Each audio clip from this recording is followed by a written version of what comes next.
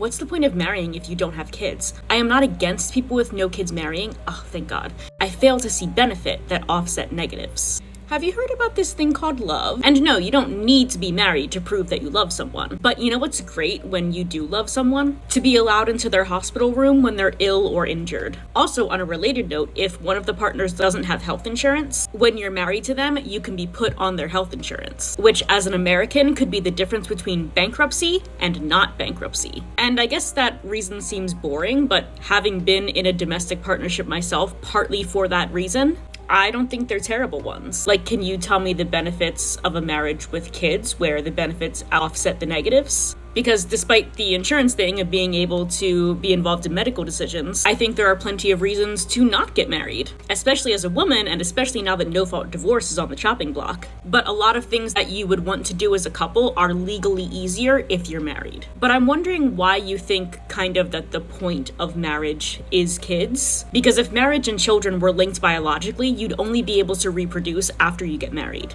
And if kids guaranteed the happiness of a marriage, no couple with kids would ever divorce. Kids would make a marriage happier. But studies have shown that that's not true at all.